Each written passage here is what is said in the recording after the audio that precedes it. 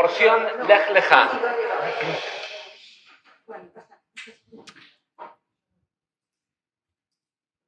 Esta parashá es, de alguna forma, el comienzo de la espiritualidad en el mundo. La historia nos cuenta que un día Abraham recibe un mensaje, ¿sí?, del Creador que le dice: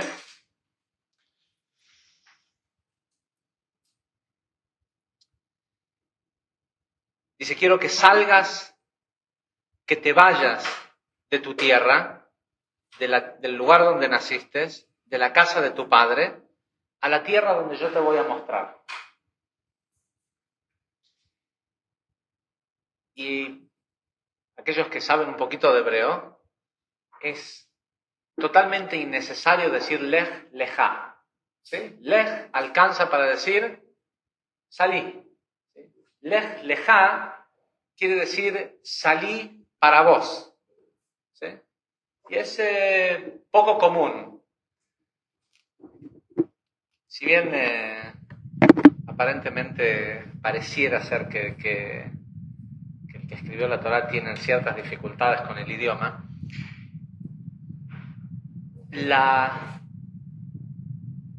uno de los cuerpos más importantes de conocimiento que recibimos sobre esta parashá es específicamente por esta conjugación de Lech Lechá, salí para vos. La semana pasada hablamos de Noaj, ¿sí? Y la Torá siempre tiene una cierta secuencia. Hablamos de Noaj y de esta idea de salir de la comodidad, de salir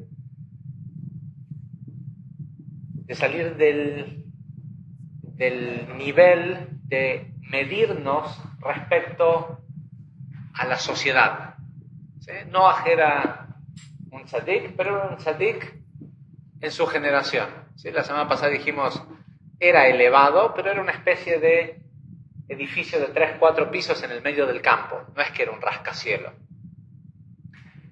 Y la idea de lo Noaj, de salir de la comodidad, es esto, no importa a dónde están los demás, y no importa que yo crea que estoy en un lugar más alto, en el momento en el que me estanqué, aunque sea en un lugar alto, dejé de hacer trabajo espiritual.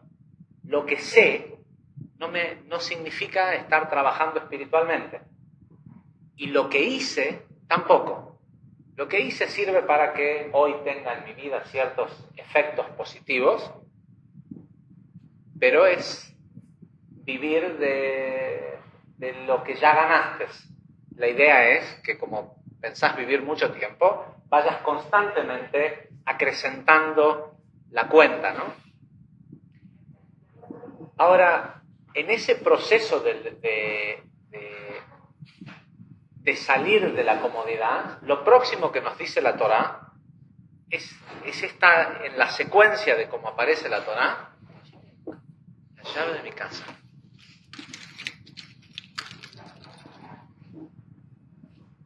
En la secuencia aparece esta porción de Lech Lechá. ¿Y qué le pide el creador?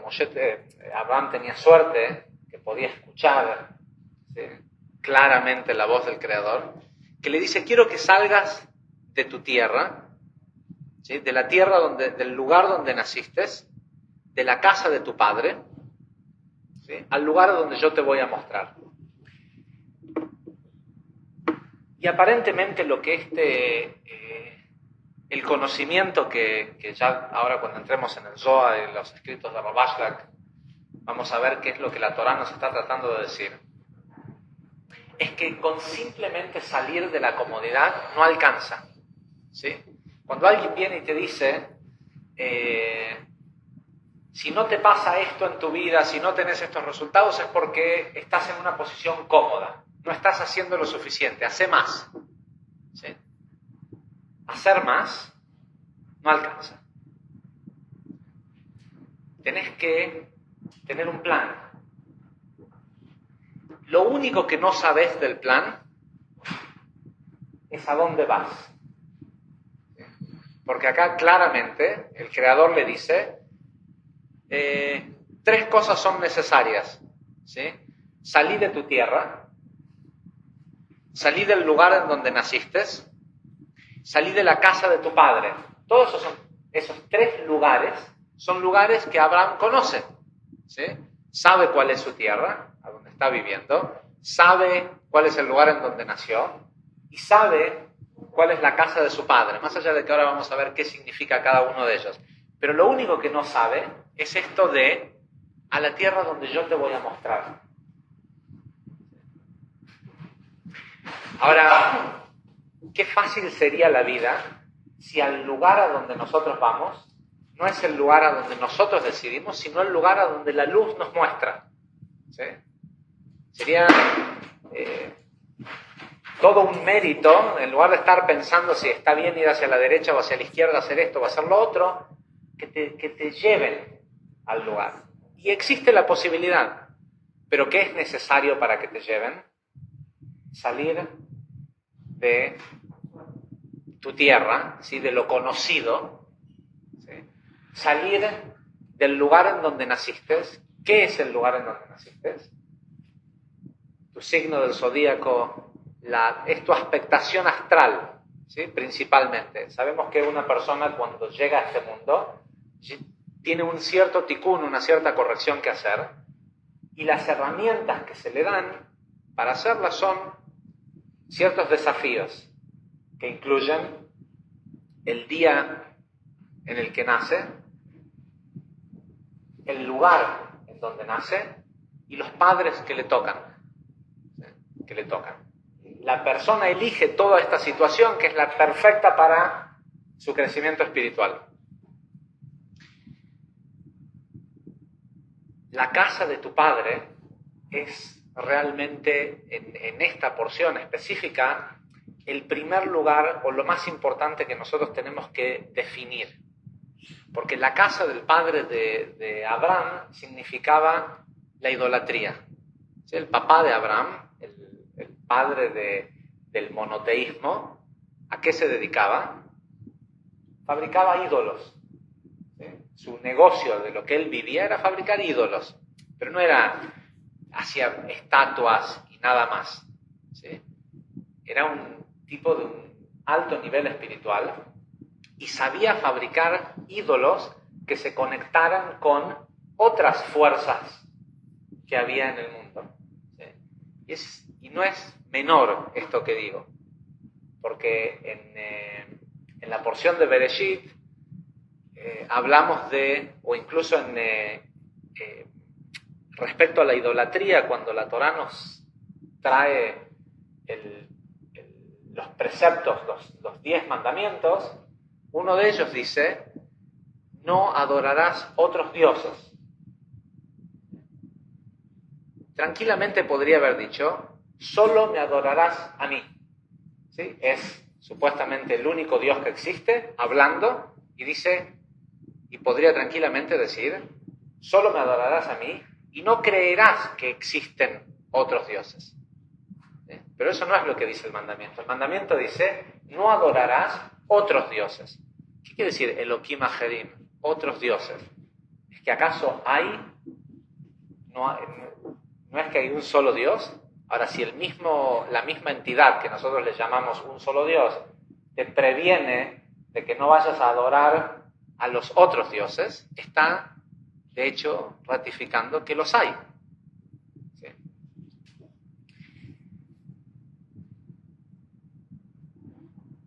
Por otro lado, empezamos a oír sobre la historia de Abraham cuando Abraham tiene 75 años.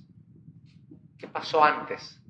¿Sí? Más allá de que lo tiraron en la historia de Abraham, previo a esto, como destruye los dioses, lo toman prisionero, lo tiran al fuego, lo meten en un horno de esos donde se hacían porcelana, las estatuas, a una temperatura tremenda, y está horas ahí adentro y no le pasa nada. Entonces, cuando sale, digamos que había adquirido cierto respeto de sus contemporáneos, y ahí es cuando, después de esta prueba, es que escucha que el Creador le dice, salí de ahí. Ahora, nosotros hemos hablado muchas veces de la idolatría.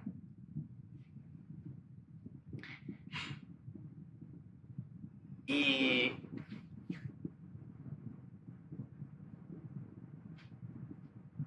creo que es especialmente importante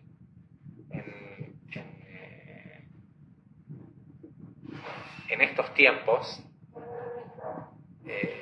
y en estas experiencias que estamos viviendo juntos, el tener absolutamente definido qué es la idolatría, ¿sí?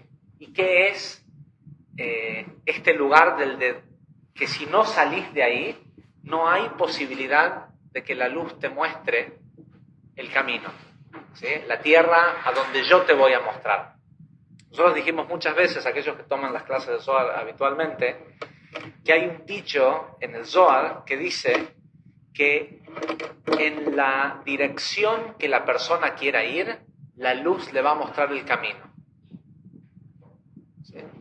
Ahora, si la persona quiere ir a un lugar malo, la luz, esta luz del Creador, benevolente, que no tiene juicio, que no tiene nada, ¿le va a mostrar un lugar malo?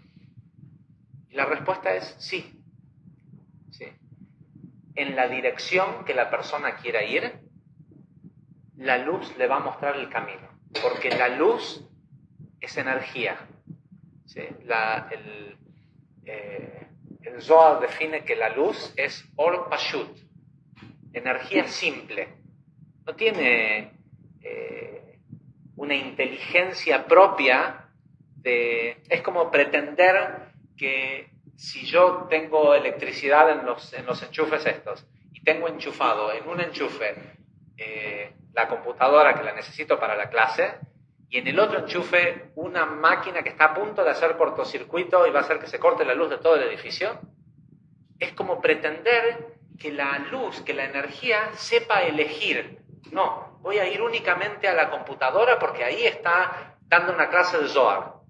No existe. ¿Sí? La energía es energía. Con la misma electricidad que se alimenta una máquina de life support, ¿cómo se dice? Para mantener vivo a un paciente, con esa misma electricidad se utiliza una silla eléctrica para matar a un tipo condenado a muerte. De hecho, la Torá misma, ¿sí?, es conocida como, hay una frase en el Talmud que dice que la Torá es el remedio de la vida, ¿sí?, y el veneno de la muerte. ¿Cuánta gente ha muerto en el mundo por defender las religiones y la Torá y los mandamientos? ¿Sí? Seguramente han muerto más de los que se han salvado, en lo que va de la historia del mundo. ¿Sí? De la gente que uno puede decir fue salvado por la Torá, a los que murieron en cruzadas, en holocaustos, en guerras santas alrededor del mundo. ¿Por qué? Porque lo que la Torá es un vehículo para conectar con la luz.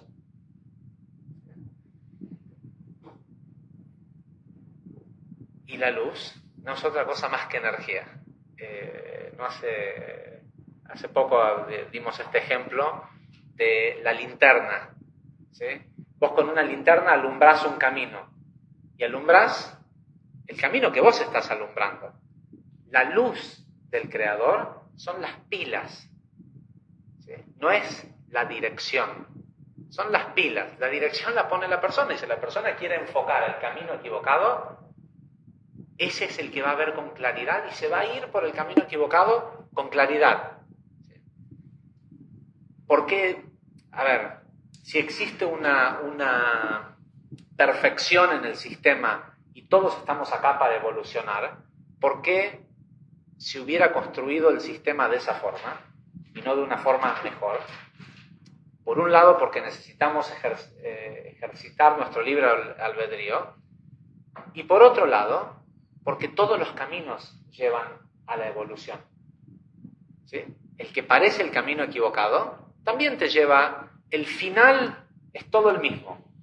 En unos caminos vas en una autopista de 4 carriles, toda señalizada, con luz y demás, y en otras vas en un camino de ripio lleno de pozos. pero al final el destino es el mismo. Y hay caminos más cortos y caminos más largos. ¿Sí?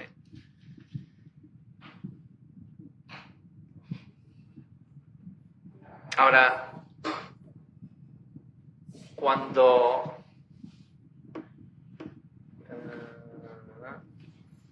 en el Zohar de esta semana,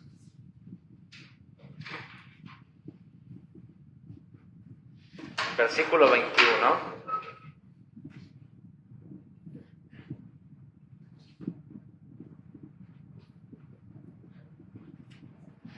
en el versículo 21 dice, ahora Hashem le dice a Abraham, salí para vos. De acuerdo a lo que explicó Rabbi Elazar, la frase para vos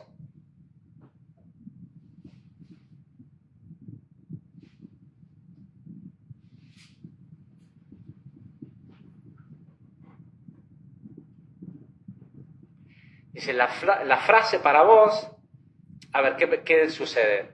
Este mandamiento que le da Dios a Abraham, en realidad lo que está es la primera vez que nosotros vemos una interacción. De hecho, varios de los comentaristas hablan que este es la primer orden que Dios le da a alguno de los patriarcas.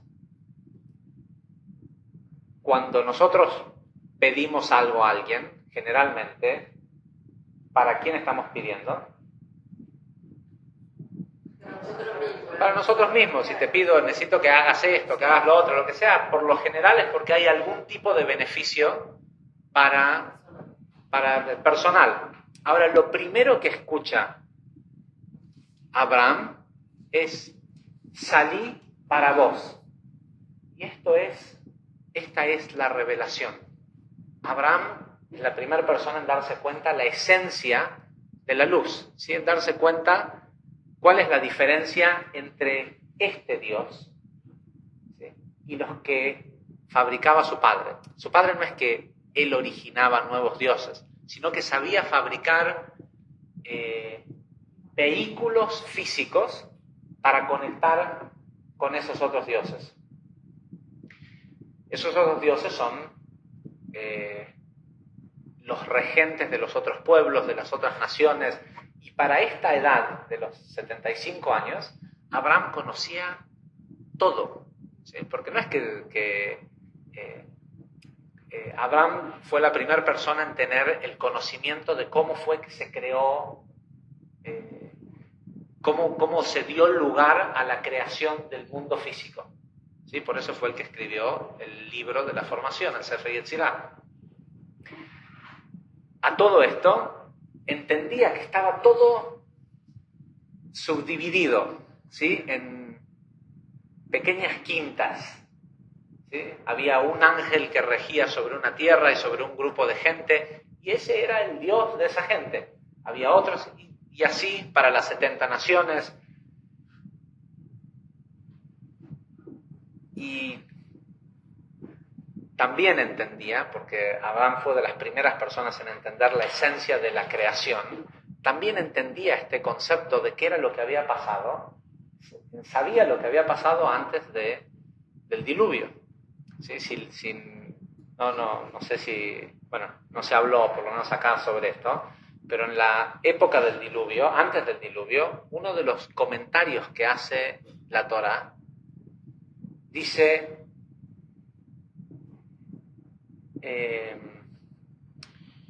y ellos encontraron, les gustaron las hijas de los hombres y descendieron y tuvieron hijos, ¿sí? Toda esta historia de los titanes de la mitología griega, el ellos está escrito como si fueran, la palabra es gigantes, ¿sí?, pero denota que está hablando también de dioses. Por otro lado, también tenemos este tema que si bien ahora nosotros, Abraham no lo conocía y nunca conoció el nombre Yud-Kei Vav-Kei, ¿sí?, porque eventualmente cuando Moshe en la porción de Vairá habla con Dios y Dios le dice: tus padres, Abraham, Isaac y Jacob, me conocían como Kel Shaddai, pero a vos te voy a mostrar esta otra cara o esta otra faceta de Dios.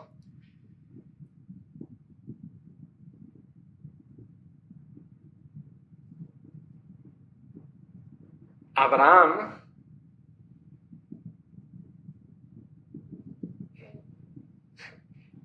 tenía pleno conocimiento de que habían otras fuerzas, aparte de esto que nosotros le llamamos Dios. De hecho, por eso es tan importante estudiar Kabbalah desde su raíz, porque tenemos que entender que ninguno de nosotros y nada que las religiones nos han dicho por los últimos 3.500 años se refiere específicamente a eso que nosotros creemos que es Dios, ¿sí? Que es lo que los cabalistas llaman el emanador. ¿Sí? Nosotros con lo que tratamos son con distintas emanaciones de luz que pueden ser permeables a este mundo físico. Pero eso que es, no quiero decir Dios porque Dios es como se puede confundir con que lo que cada quien piensa que es Dios, estoy hablando de eso, sino el lugar de emanación de energía no es lo que nosotros, ni la Biblia, ni nada de este plano físico conoce como Dios.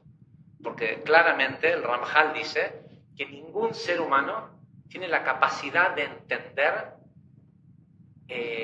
esa esencia del lugar de emanación que el Zohar llama Atika Kadisha, ¿sí? el lugar más alto de la fuente, porque nosotros solo podemos comprender dar y recibir en el marco del tiempo, el espacio y el movimiento. Si yo te doy esto, deja de estar conmigo y lo tiene la persona a la que se lo doy.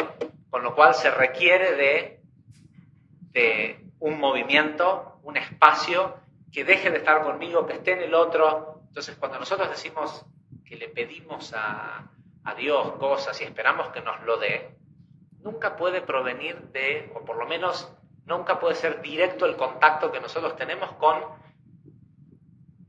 el emanador, porque ahí arriba no hay tiempo, no hay espacio, ni siquiera incluso esta idea de la luz, de que le llamamos a Dios la luz, porque tiene esta capacidad de propagarse, Rabashlet dice que es una mentira aceptable. ¿Sí? Que es mentira, que Dios no es como la luz, pero como nosotros carecemos de herramientas para entenderlo de otra manera, está bien que pensemos que es así. Sí.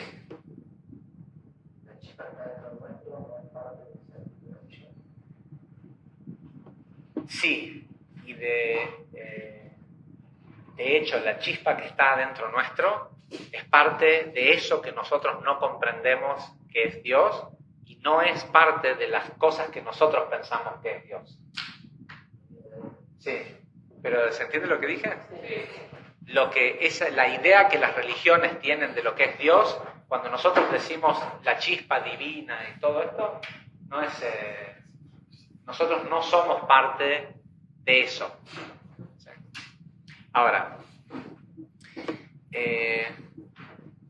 lo primero que se da cuenta Abraham es que con esta persona, con esta entidad con la que ahora tiene interacción, que le dice salí de ese lugar, ¿sí? Salí de la casa de tu padre, todo esto, no se lo pide con ningún tipo de deseo personal, y de hecho se da cuenta que no tiene capacidad alguna de recibir, ¿sí? Cosa que nunca había visto en los ídolos de su padre. Los ídolos de su padre requerían de la energía de las personas. esta nueva entidad que se le aparece y le habla a Abraham, le dice, hacé lo que te digo para vos. ¿Sí? Y el Zohar dice, Rabbi Elazar explica, dice, la frase salí para vos significa para vos mismo. En otras palabras, salí para vos para satisfacerte a vos mismo y para completar tu grado, tu nivel. ¿Sí? Dice, completar tu grado. Salí para vos para que no te quedes acá estancado con los débiles.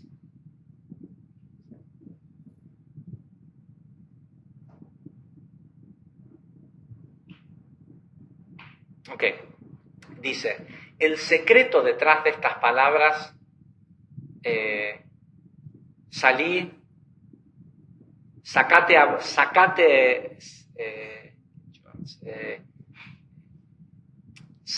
vos mismo de ese lugar, ¿sí? Es que el santo, dice bendito sea, inspiró a Abraham con el espíritu del conocimiento.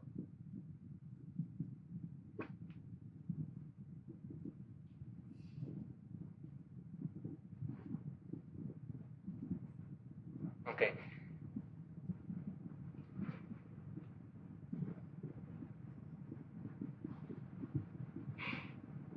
Okay.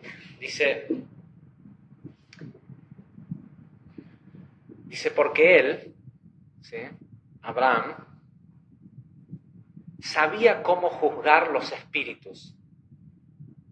Se podía dar cuenta, tenía la capacidad de ver, sabía cómo juzgar los espíritus de los mundos civilizados. Los observaba, sopesaba, ¿se dice? Pues, ¿sí? Los medía unos entre otros en distintas escalas y él sabía cómo conectar con los poderes que se les había, ¿cómo se dice? Entrusted, confiado, con los poderes que se les había confiado para gobernar esos lugares habitados. ¿Sí? Por decirlo de alguna manera, imagínate que sería como si el día de hoy tomás un avión, viajás, viviste toda la vida en un lugar, viajás a Francia y en el momento que llegás, conoces toda la ley que rige a ese lugar. ¿Sí? Porque si en realidad conoces las reglas, cuál es el poder que se le dio al ángel regente, ¿sí? Es saber a la perfección las fuerzas que controlan a cada lugar. Ahora,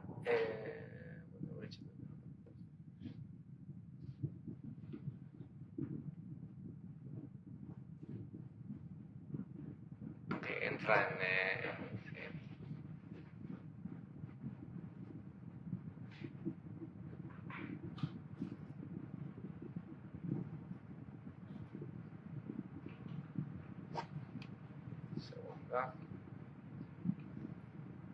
Ok, bueno, y después cuenta que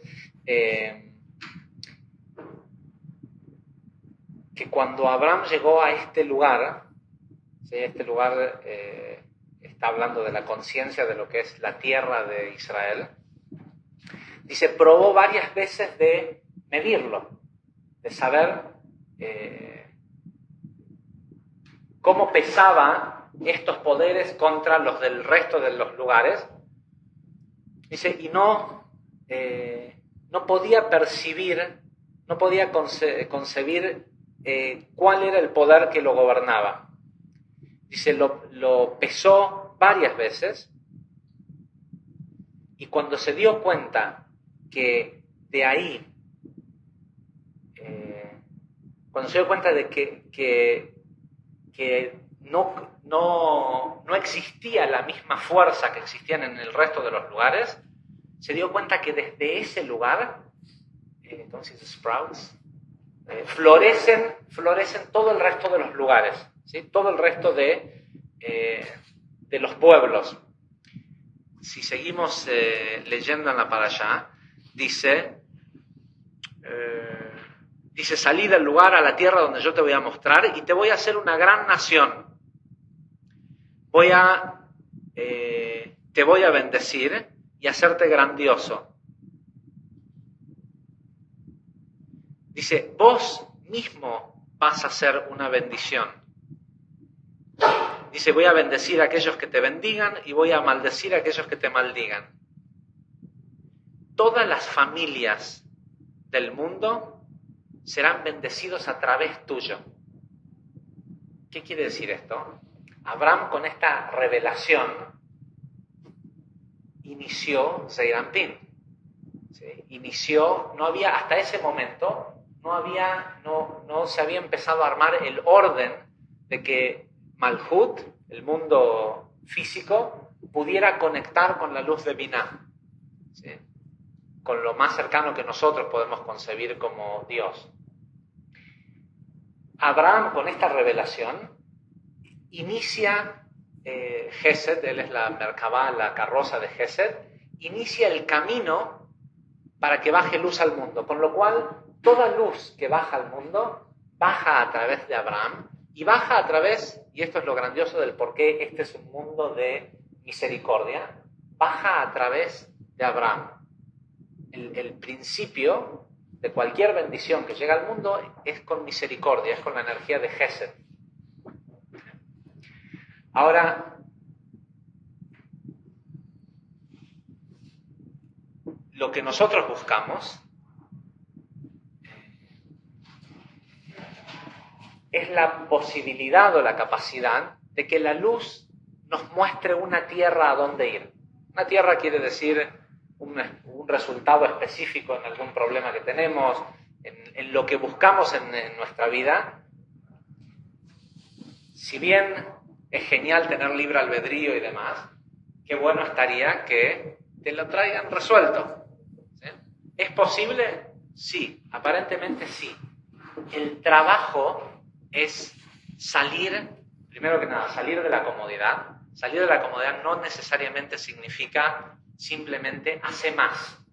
Ah, no te va bien, no tenés lo que... Eso es porque no haces suficiente. ¿Sí? Si tenés... no vamos a entrar en detalles, pero esta idea de que simplemente hacer es lo que cambia, no es verdad, porque todo el resto de los otros pueblos idólatras también hacían cosas para darle, sin saberlo, para darle energía a sus ídolos. Ahora, si tenés la posibilidad de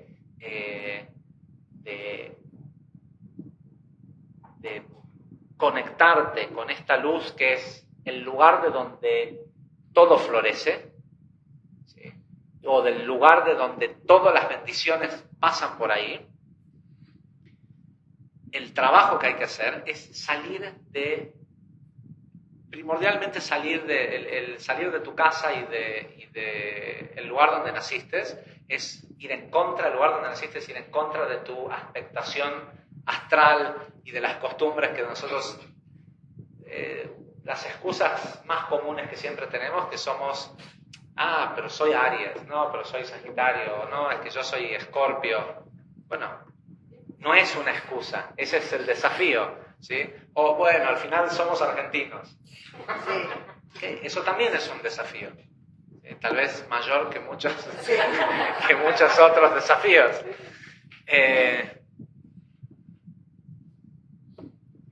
Pero lo más importante es esto de definir si estás o no en una casa de idolatría. ¿Sí? E idolatría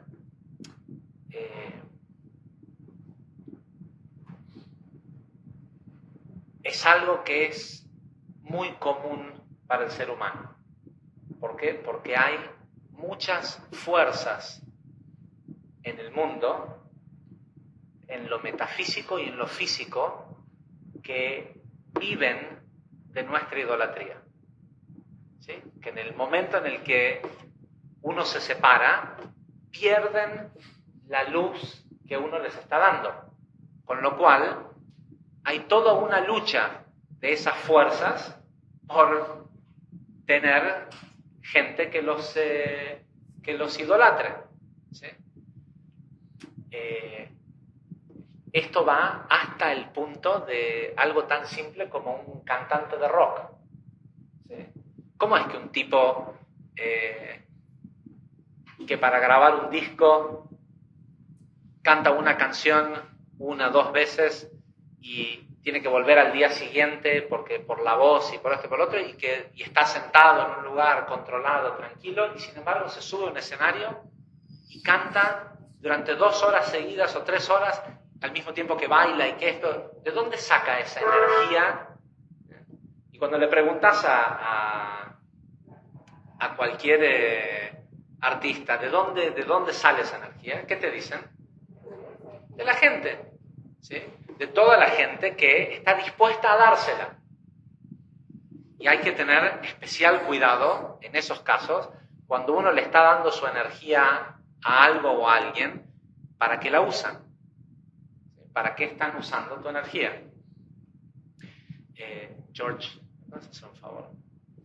Si me va a quedar sin batería la compu, no me he dado cuenta que decirle a Fer que está en mi bolsito, el cargador. George.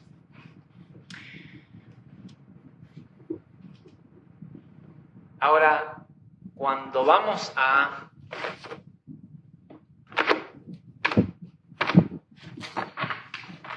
mucho más tarde, cuando nos van a prohibir la idolatría,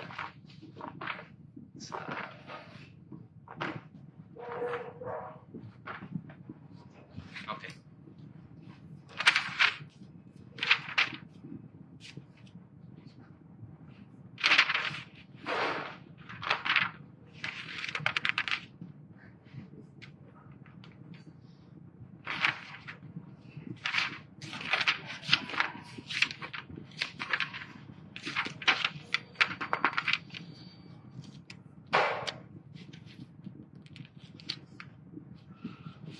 Ok, dice así.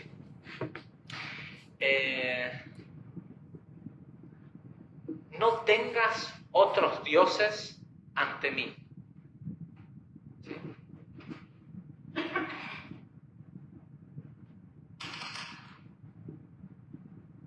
No los representes con imágenes esculpidas o con fotos, o con dibujos.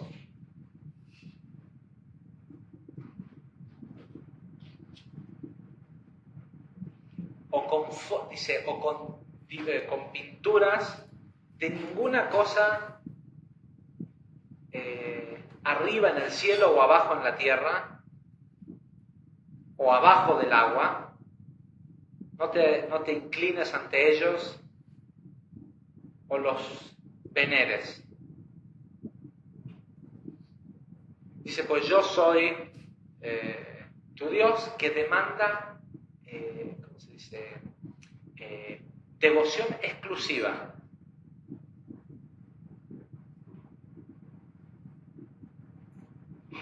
Ok, acá viene esto de que los pecados de los padres se pagan hasta la tercera y cuarta generación. Así que ya sabemos que no está hablando de que los nietos o los hijos tienen que pagar por los pecados de sus padres, sino que hasta 4 reencarnaciones una persona es presentado con la posibilidad de corregir, y si no, en la cuarta reencarnación sufre la misma consecuencia del cortocircuito que él hace, que es una de las leyes básicas de la reencarnación. Pero esta idea de no poner otros dioses enfrente de, ¿por qué enfrente de? ¿Sí? Y esa es la clave. No se trata de decir, no existen otras fuerzas más que mi Dios, el Dios de mis padres, Abraham, Isaac, Jacob. Porque es también ignorar que hay otras fuerzas. Y con ignorar nada más, no estás a salvo. No es que ojos que no ven, corazón que no siente. ¿Sí? Porque si te levantaste a la mitad de la noche y está todo oscuro, y te levantaste descalzo, y está la esquina de la mesa, y tu dedo chiquito del pie pega justo sobre la esquina de la mesa, tu ignorancia de que estaba ahí no cambia ¿sí? La consecuencia. Entonces la pregunta es, ¿qué quiere decir delante mío? Y la gran respuesta detrás de todo esto es la posición que nosotros le damos con nuestra conciencia a todo. ¿Sí? A todo.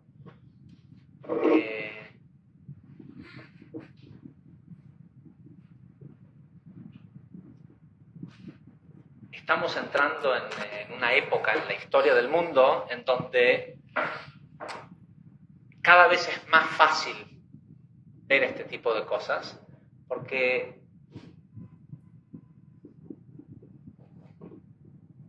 tal como lo dijeron muchos de los cabalistas,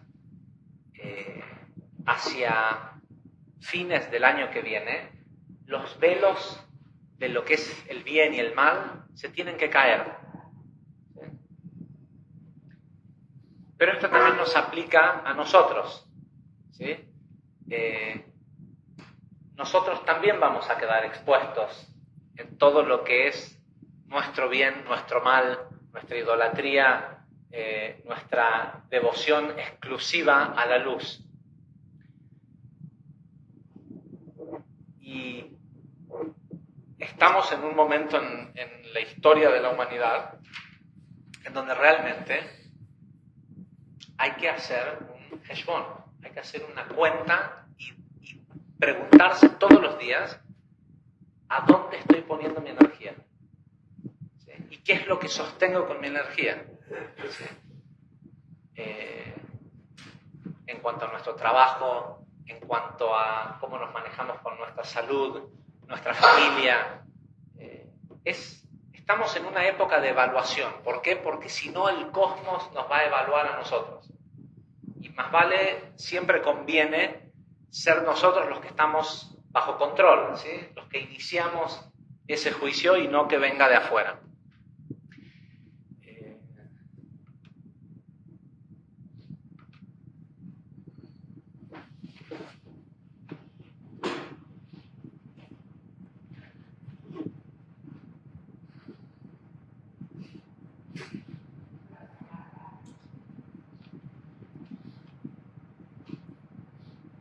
Okay.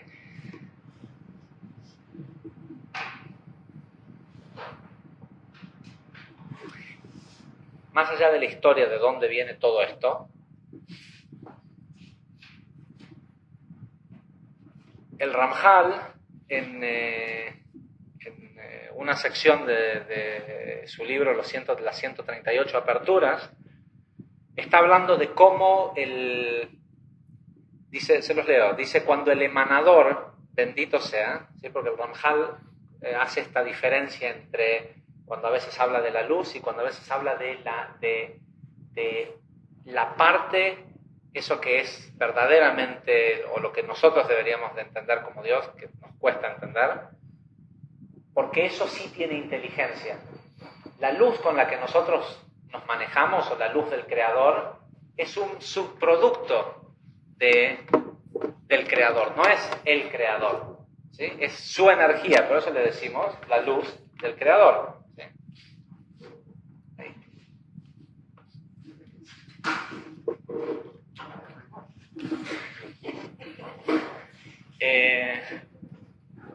Es que es un enchufe americano con las patitas dobladas, entonces es un híbrido. ¿Sí? Dice, cuando el emanador, bendito sea, quiere rectificar sus ropas,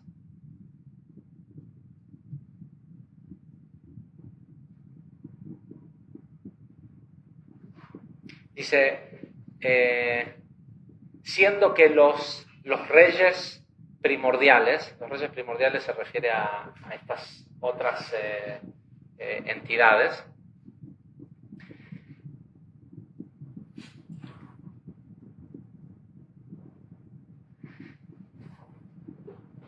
es profundo y habría que leerlo todo.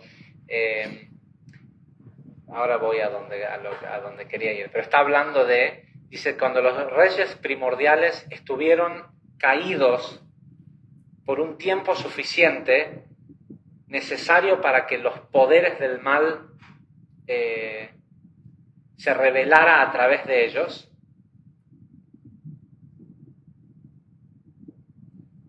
Dice, y para explicar esto con más precisión, estamos hablando del momento en donde Israel, sabemos que siempre que se habla de Israel es una conciencia, Israel tuvo que entrar en el exilio y tiene que mantenerse en ese lugar por el tiempo que sea necesario, hasta que todos los niveles que existen en el mal, el cual rige sobre ellos,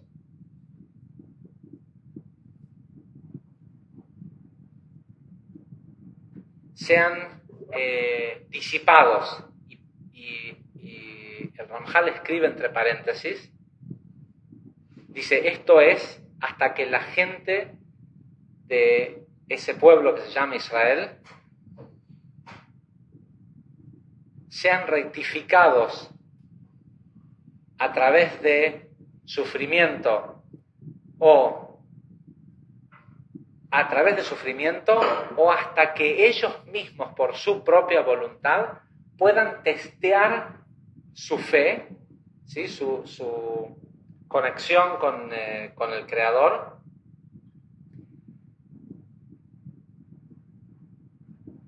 al deshacerse de la idolatría y la filosofía.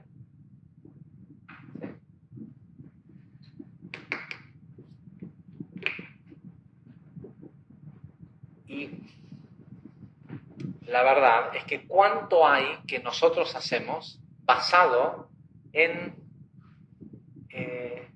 nuestros propios sistemas filosóficos, ¿sí? Nos sentamos y empezamos a desarrollar lo que nosotros le llamamos nuestra filosofía de vida, ¿sí? Le ponemos excusas a cosas que hacemos que están mal.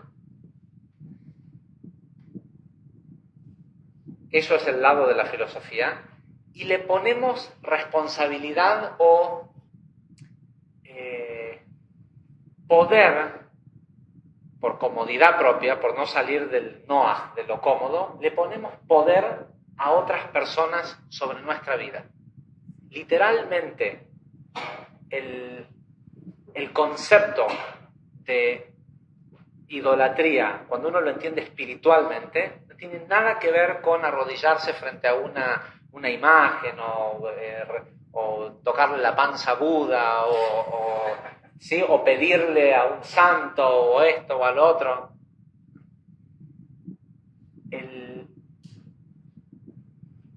El error o lo que se llama idolatría es creer que otra persona me puede ayudar. ¿Sí? Es creer que depende del médico que yo me sane, ¿sí? Que depende de los inversores para que yo tenga dinero, que depende de lo que sea, de todo, del contador para que yo no tenga problemas con la FIP. ¿Sí? Y en el momento en que nosotros le ponemos, le damos ese poder a otra persona, eso es idolatría. Ahora, un nivel exponencialmente mayor es pensar que otra persona me puede ayudar a conectar con la luz misma. ¿Sí? Un nivel de idolatría mucho más severo que pensar que el médico es el que me puede ayudar, ¿sí? Es pensar que otra persona puede ser mi canal para conectarme con la luz.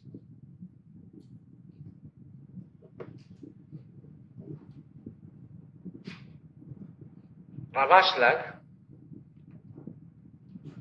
dice, y Rabbi Shimon lloró. Está hablando esta es una famosa sección del Zohar. Dice, y así es que Rabbi Shimon lloraba antes de explicar algún secreto importante del conocimiento, de la sabiduría oculta, ¿sí? De lo que hablamos la semana pasada, lo que es la Kabbalah. Pues está escrito, Rabbi Shimon lloró y dijo, pobre si digo y pobre si no lo digo. Pues si lo digo, acá está, dice, los pecadores van a utilizar este conocimiento para servir a sus ídolos.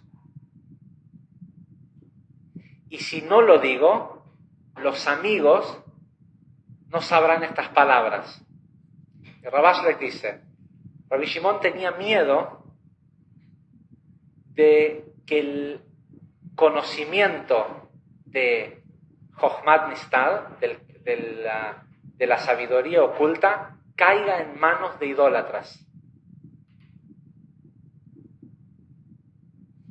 Dice, pues esto es lo que prolonga el exilio y trae aflicción y ruinas.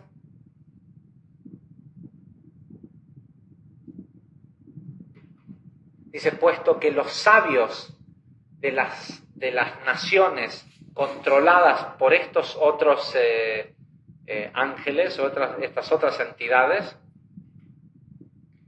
también pueden estudiar el conocimiento de este libro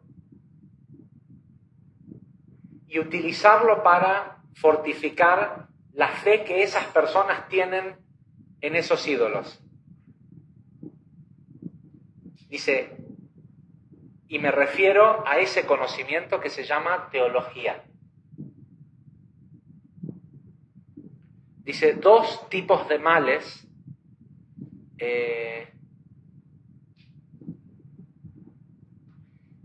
se dan en el mundo por revelar este conocimiento secreto. Dice, más allá de que ellos se visten con nuestros atuendos, ¿sí? Está hablando de ponerse encima el mérito de ese conocimiento y hacer que se ve, o sea, está hablando de lo que se llama el Ol Makif, lo que parece de afuera, ¿sí?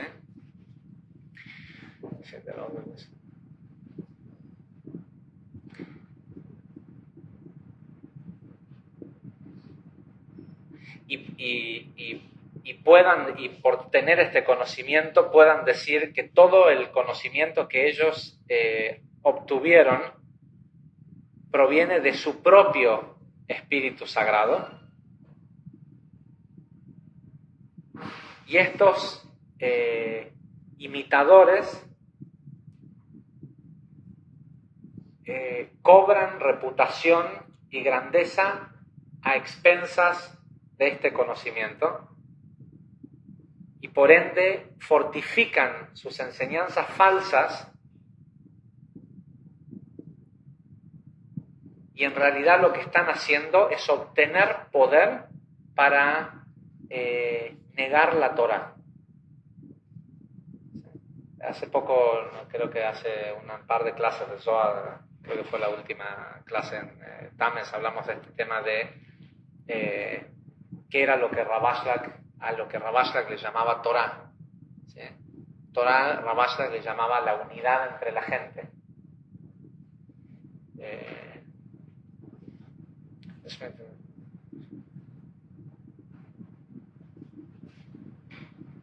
Dice, pero más grave aún,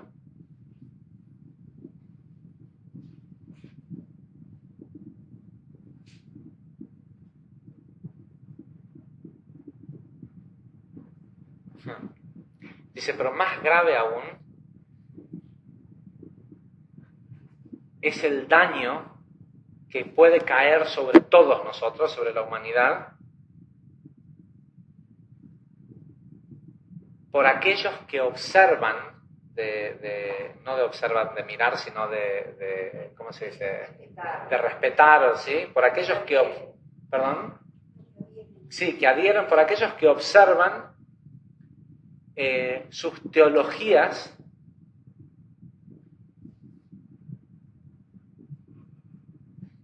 y que son donde los conceptos y la sabiduría concernientes al trabajo de Dios.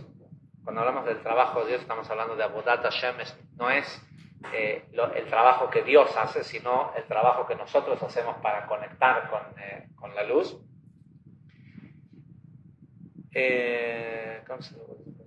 Dice los conceptos cuando los conceptos y la sabiduría y los conocimientos concernientes al trabajo de Dios hace que se vea, está hablando de esto manipulado, de estos idólatras, dice, hace que se vea más genuino y más cierto que el verdadero conocimiento.